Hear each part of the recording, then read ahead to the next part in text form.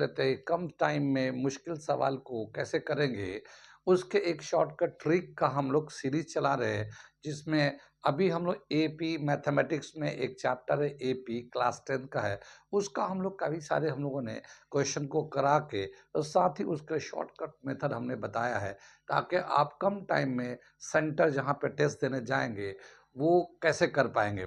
तो वो हम सारे ऐसे सवाल जो बड़े हैं, मुश्किल हैं, मैं उन्हें करके दिखा रहा हूँ और साथ ही साथ उनका शॉर्टकट क्या मेथड हो सकता है, क्या फ़ॉर्मूला हो सकता है, कैसे उसको मेमोराइज़ कर सकते हैं हम लोग या फिर उस पे और कौन-सा एप्लीकेशन यानी नौ नए क्वेश्चन और कैसे बन सकते हैं, उन सब को भी हम बता रहे हैं।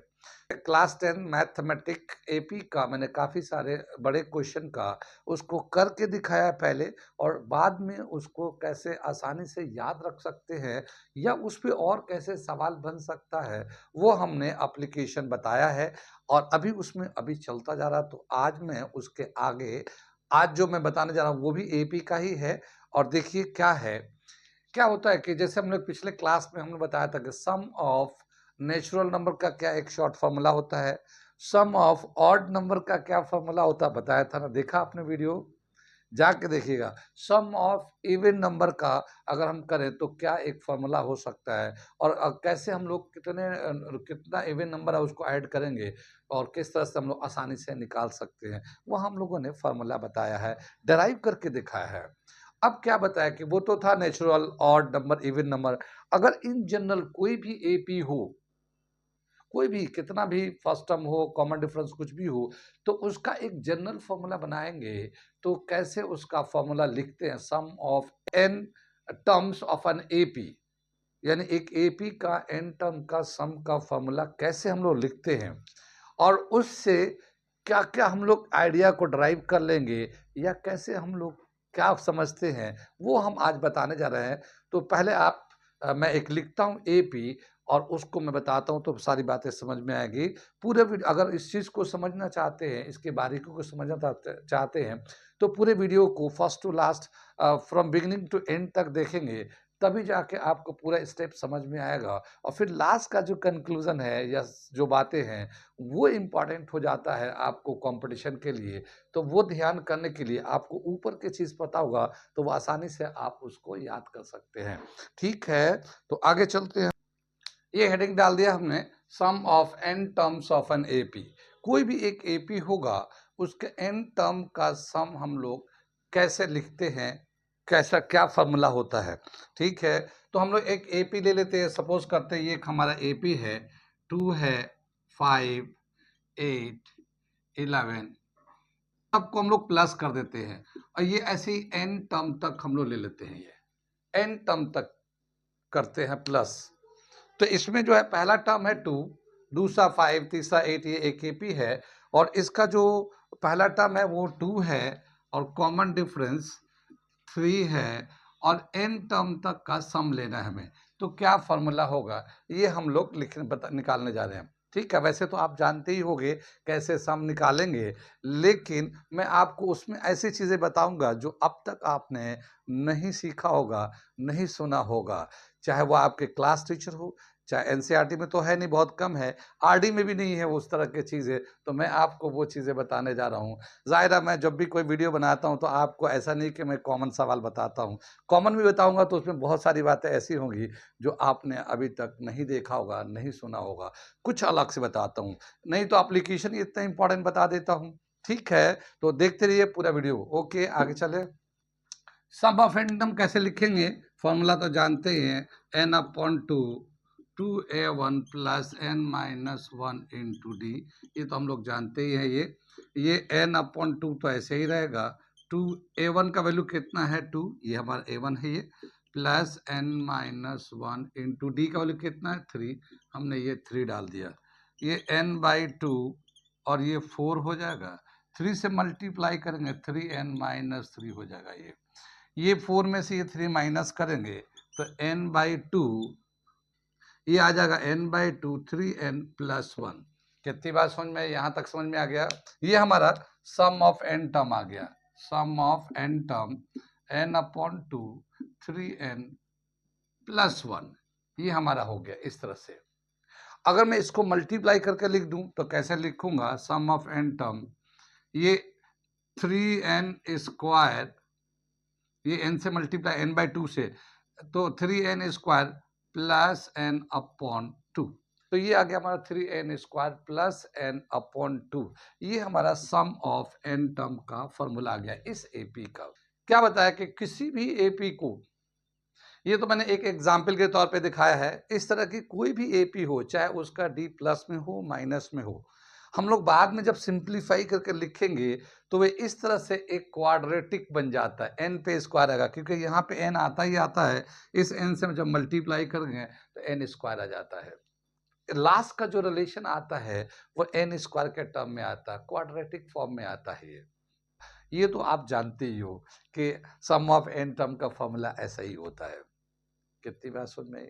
लेकिन अब जो मैं बताने जा रहा हूं वो ध्यान से देखिए कि अगर इस सम ऑफ एन टर्म का किसी भी एपी का अगर सम ऑफ एन टर्म का फॉर्मूला दे रखा है, यानी ये एपी नहीं दे रखा आपको, खाली सम ऑफ एन टर्म दे रखा है, सम ऑफ एन टर्म का फॉर्मूला दे रखा है, तो उससे आप कैसे फर्स्ट टर्म निकालेंगे, कैसे कॉमन डिफरेंस निकालेंगे और कैसे एपी बताएंगे कि ये इसका एपी क्या है, देखकर देखकर बताना है। कितनी बात समझ में आई? अभी मैं करता हूं तो समझ में आएगा। अब मैं पहले यहां पे एक चीज बताता हूं कि इस, मान लो एक हमारा एपी था, उसका सम किया गया, तो ये हमारा एक फॉर्मूला आ गया 3n square plus n upon 2, एक फॉर्मूला आ गया। अब हमें बताना है कि इस एपी का फर्स्ट टर्म कितना है, इस एपी का कॉमन डिफरेंस कितना है। इस फॉर्मूले को देख के बताना है या सिंपल कैलकुलेशन करके बताना है। तो कैसे करेंगे, आपको आता है करिए, किसी को आता है तो करे। ठीक है, मैं करके दिखाऊं? ठीक है, मैं करके दिखाता हूं। तो क्या है देखिए, किसी, जैसे ये हमारा एपी था, ये तो हम लोग जानते ही एपी था, उसका फाइनली फॉर्मूला हमारा ये आ गया। अब हम इस पे देख के बताना है कि इसका कॉमन डिफरेंस कितना है और इसका फर्स्ट टर्म कितना है। राइट? ठीक है, तो देखिए इसका कॉमन डिफरेंस जो है डी जो है, ये एन स्क्वायर से पहले जो नंबर है ये हमारा कॉमन डिफरेंस है। ठीक है, कितना कॉमन डिफरेंस है, ये coefficient of n square, n square से पहले जो कोफिशिएंट होगा, जितना भी वैल्यू होगा, चाहे वो प्लस में हो, चाहे माइनस में हो, चाहे फ्रैक्शन में हो, वो हमारा डी होगा। जैसे ये हमारा 3 हो गया, ये डी हो गया। यहाँ पे देखिए डी कितना था, 3 था। अब फर्स्ट टर्म इसी से देख के निकालना है, तो फर्स्ट टर्म कैसे निकालेंगे, तो फर्स्ट टर्म दे रखा है, ये जो कोफिशिएंट था एन स्क्वायर का, वो प्लस एन का जो कोफिशिएंट है, एन से पहले कितना 1 है, तो ये ले लेते हैं 1 और इसको 2 से डिवाइड कर दो, ये नीचे 2 था ना, इससे डिवाइड कर दो, तो क्या देखते हैं, ये 4/2 2 आ गया, तो फर्स्ट टर्म आ गया 2।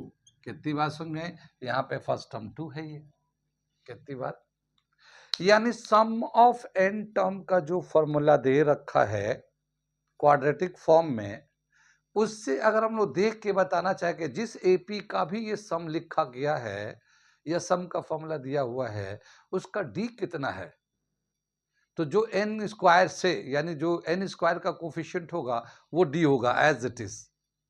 और अगर फर्स्ट टर्म निकालना चाहते हैं तो दोनों का कोफिशिएंट, एन स्क्वायर का कोफिशिएंट और एन का कोफिशिएंट, दोनों को प्लस करके नीचे जो 2 है उससे डिवाइड कर दिए, वो फर्स्ट टर्म आ जाएगा। जैसा कि मैंने यहाँ पे देखा है, एन स्क्वायर से पहले 3 था, उसको कॉमन डिफरेंस कितना गया 3, यहाँ पे भी 3 है इस एपी का, और फर्स्ट टर्म कितना था, तो ये 3 है, ये 1 है, दोनों को प्लस कर दिएगा, 2 से डिवाइड कर देंगे, तो देखियो 3 + 1 4 आया, 4 को 2 से किया 2, इस यहाँ पे भी फर्स्ट टर्म 2 आया, यहाँ से भी फर्स्ट टर्म 2 है। तो इस तरह से हम लोग फर्स्ट एंड कॉमन डिफरेंस निकाल लेंगे और एपी भी बता सकते हैं। जैसे कोई भी एपी होता है तो पहला टर्म क्या होता है, A1 होता है, तो जैसे यहाँ पे A1 2 लिख दिया, A2 कितना हो गया, A1 + D, यानी कि 2 + 3 5 हो जाएगा। A3 कैसे लिखेंगे, A1 + 2D, तो 2 + 2 × 3, ये 8 आ जाएगा। ऐसे हम लोग ऐड करके जितना भी बताना हो एपी बता सकते हैं। यानी हम लोग देख के कॉमन डिफरेंस फर्स्ट टर्म निकाल देंगे और ओरली हम लोग एपी भी लिख सकते हैं। बहुत ज़्यादा कैलकुलेशन करने की ज़रूरत है, कैलकुलेशन करने की ज़रूरत नहीं है। कितनी बात समझ में? बहुत ज़्यादा कैलकुलेशन करने की ज़रूरत नहीं है। कितनी बात समझ में आई है? आ रहा है समझ में? ये बात समझ में आ रही है। मैं एक और एपी करके दिखाता हूँ मैं। एक एपी को और मैं एग्ज़ाम्पल के तौर पे लेके दिखाता हूँ, फिर मैं उसके बाद आपसे पूछता हूँ।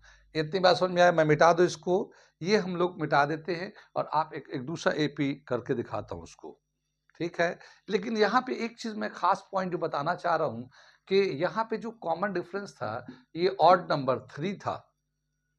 अगर कोई एपी में कॉमन डिफरेंस ऑड नंबर आए, तब ये फ़ॉर्मूला ऐसे आएगा, इस तरह का फ़ॉर्मूला आएगा। आगे चलें हम, आगे दिखाता हूँ, इस बात को हाइलाइट करूँगा। अब हम लोगों ने ये एक एपी ले लिया, क्या है ये?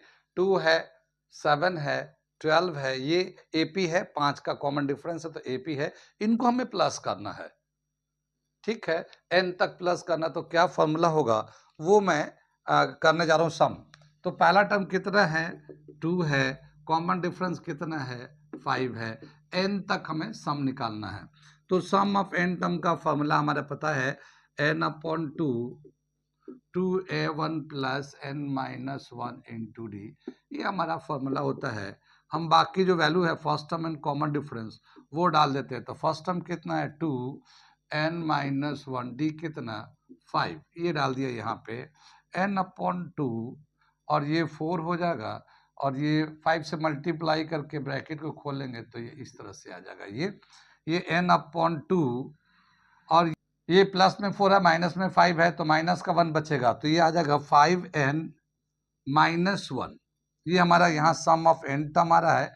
अगर मैं यहाँ लिखता हूँ इसको, तो सम ऑफ n टर्म आ जाएगा n/2 और ये 5n माइनस 1। इसको मल्टीप्लाई करके लिख देते हैं, तो 5n स्क्वायर माइनस n/2।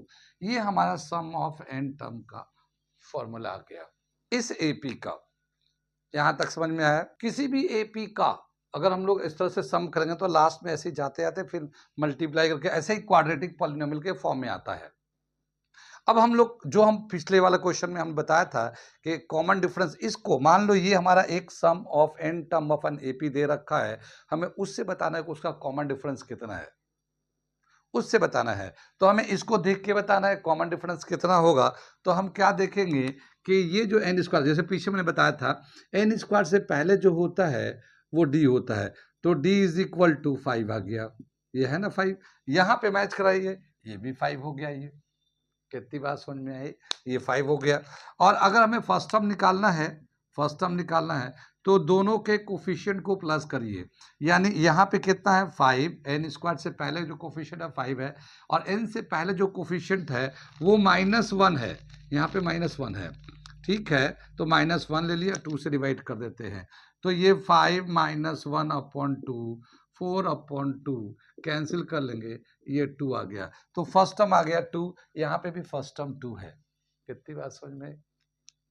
यानी आपको सम ऑफ n टर्म का जो फॉर्मूला है उसको ही देख के बताना है कि फर्स्ट टर्म कितना, कॉमन डिफरेंस कितना, फिर तो एपी आराम से लिख देंगे। जैसे फर्स्ट टर्म आ गया यहाँ पे, फर्स्ट टर्म कितना आ गया इस यहाँ पे आ गया, यहाँ पे 2, तो ये 2 हो जाएगा। सेकंड टर्म कितना होगा? a1 प्लस डी, यानी कि 2 प्लस डी कितना यहाँ 5, ये 7 आ गया।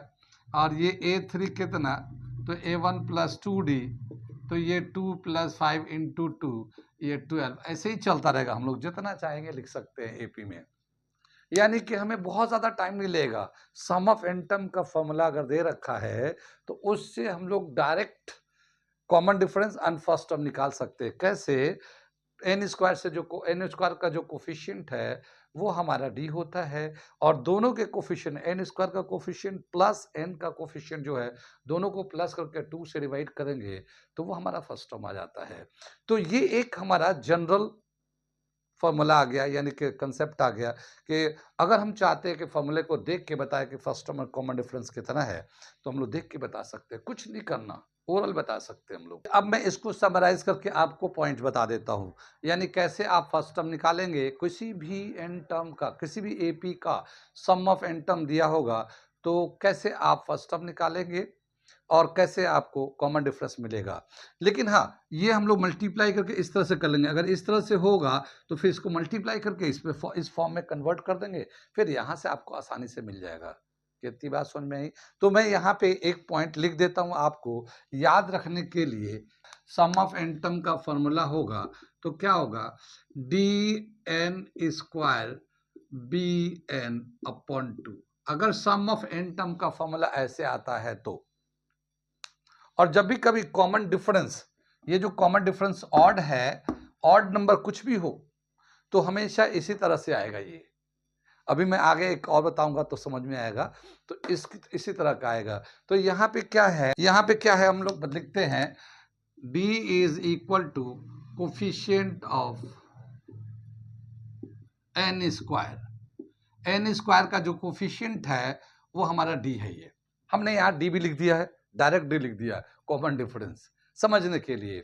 एंड a1 जो होगा sum of coefficient of n square and n divided by 2, ठीक है ना, 2 से डिवाइड कर देता है। यानी कि यहाँ पे अगर लेंगे तो d plus b upon 2 is equal to a1। इसके हिसाब से ये d था और ये कोफिशिएंट को b ले लिया, d प्लस बी को प्लस कर दिया, 2 से डिवाइड कर देना, तो ये फर्स्ट टर्म आ जाएगा। तो ये इस तरह से आप याद कर सकते हैं। कितनी बात समझ में, इस तरह से आप याद कर सकते हैं। बाकी ए एंड डी निकल गया तो एपी तो आराम से बन जाएगा, एपी आराम से बन जाता है। ये इतनी बात समझ में आ गई। ये नई बात हमने बताई है। किसी भी एपी का सम का फॉर्मूला जो होता है उससे हम लोग आसानी से कॉमन डिफरेंस फर्स्ट टर्म निकाल लेते हैं, और उसके बाद तो एपी हम लोग आराम से लिख सकते हैं, बता सकते हैं अगर एपी पूछा है तो। मैं कुछ क्वेश्चन आपको ऐसे ही करने के लिए देता हूं, आप खुद से करके देखिएगा कि इसका कॉमन डिफरेंस कितना होगा, इसका फर्स्ट टर्म कितना, प्रैक्टिस के लिए कुछ क्वेश्चन मैं यहाँ पे लिख देता हूं इसी के हिसाब से।